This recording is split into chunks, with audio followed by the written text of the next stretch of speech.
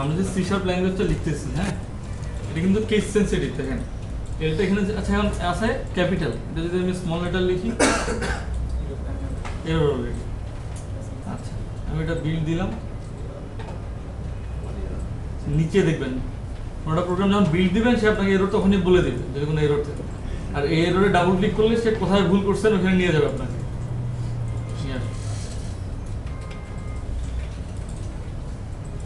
আর আর কয়েকজন যেটা যেটা করতেছেন, ধরেন আমি এটা দিলাম এল স্টার্ট দিলাম, এখানে আমাকে কি বলে দেখেন লেখাটা কিন্তু একটু পড়তে হবে। সে বলতেছে আপনার এখানে বিল্ড এরর আছে, আপনি কি আগের সাকসেসফুল বিল্ডটাকে দেখতে চান কিনা? আমি তো আগের সাকসেসফুল বিল্ডটা দেখতে চাই না, আমি তো পরে আরো অনেক কিছু লিখতে পারি, তাই না?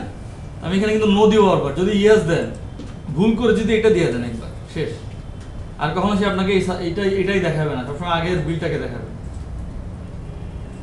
এই জন্য প্রথমে আমরা বিল্ড করে নিব, নো দিলে আমাকে এরর দেখাবে, আমি এখানে ঠিক করে নিব।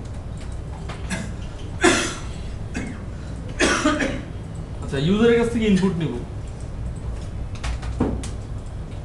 আমি ইউজারের কাছ থেকে একটা নাম নিব, স্ট্রিং নেম,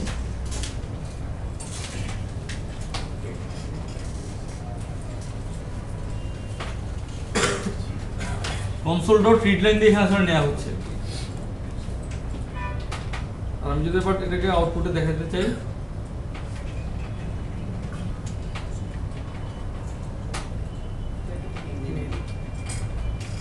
ধরুন আমি দেখাবো হ্যালো, তারপর এটাকে কি বলে আমি যেটা করলাম প্লাস দিয়ে আমরা কনকেট করলাম। আমরা একটা স্ট্রিং আমার ছিল ভ্যারিয়েবল, সেটার ভ্যালু আমি ইউজার কাছ থেকে নিব, আর একটা স্ট্রিং আমি দিয়ে দিচ্ছি, দুটো স্ট্রিং মিলে কনকেট করে আমি তাকে আউটপুটটা দেখাবো।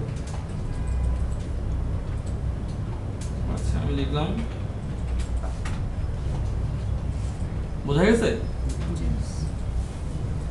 আচ্ছা আমাদের স্ট্রিং ইনপুট দিচ্ছি, আমরা আরেকটা ইনপুট নিয়ে দেখি কি হয়। ইন্টিজার লিখলাম a,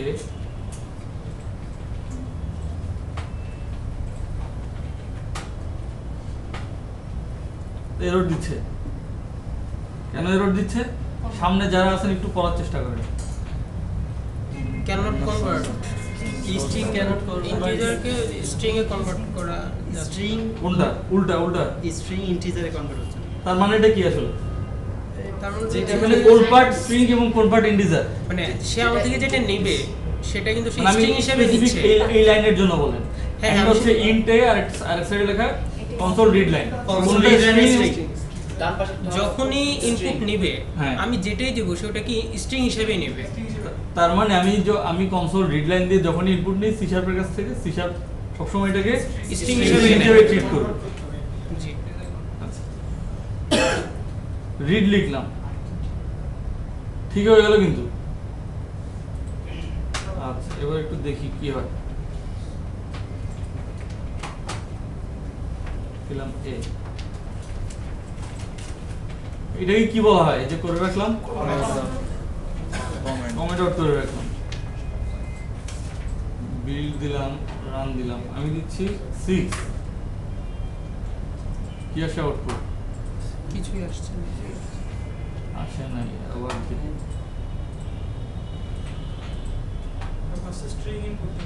আচ্ছা সে আমার এই স্ট্রিং এর জন্য ওয়েট করতেছে, এটা তো আমি বন্ধ করে রাখি, এটা তো আমার দরকার নেই। আমি দিলাম 6, কত আসলো? 54 এটা আবার কি জিনিস? 6 দিলে 54 আসে। আচ্ছা আস্কি ভ্যালু বলে একটা জিনিস আছে, এটা আপনি এখানে যেটাই দিচ্ছেন সেটা আস্কি ভ্যালু সে প্রিন্ট করতেছে, তার মানে এই রিড দিয়ে আসলে আমাদের কাজ হচ্ছে না। দিলাম রিড লাইন, তো এটাকে তো আমার কোনো না কোনোভাবে ইন্টিজারে কনভার্ট করে রাখতে হবে। জি মানে এখন জাস্ট এটা কনভার্ট লিখে 2 int 32 বলে একটা জিনিস আছে, বাকি এই দুটো নিয়ে আমাদের কথা হবে নেক্সট ক্লাসে। মানে কনভার্ট কি হয়, কনভার্ট কয় ধরনের, এসব নিয়ে কথাবার্তা হবে। আমরা এখন লিখলাম এটা, দেখি কি হয়। 6 দিলে 6ই আসে, তাই তো? জি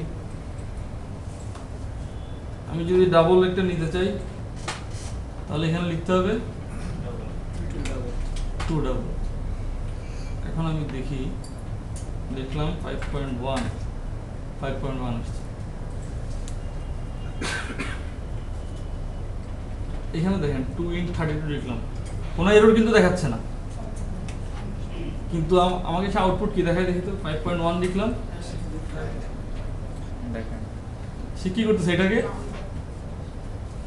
কনভার্ট করতে পারে নাই, পারে নাই। বুঝতে পারছেন জি এই জিনিসটাকে? কারণ সে এখানে কি পায়, একটা এই জায়গায় সে কি পায়, একটা স্ট্রিং। স্ট্রিং পায়। সে 5.1 কে কনভার্ট করার চেষ্টা করছে কততে, একটা ডাবলে। আবার আমি এখানে বলতেছি কি ইন্টিজারে কনভার্ট। এটা তো সম্ভব না, তাই না? আচ্ছা, ডাবল নিলাম। সি শার্পে আরো কয়েকটা আপনারা দেখবেন ডেসিমেল আছে, ডাটা টাইপ কি, এগুলো নিয়ে আমাদের নেক্সট দিন একটু আরো বেশি কথাবার্তা আছে। আচ্ছা, আপনারা এখন যেটা করবেন সেটা হচ্ছে, প্রথমে আমি যেটুকু করলাম এইটুকু করবেন নিজেরা।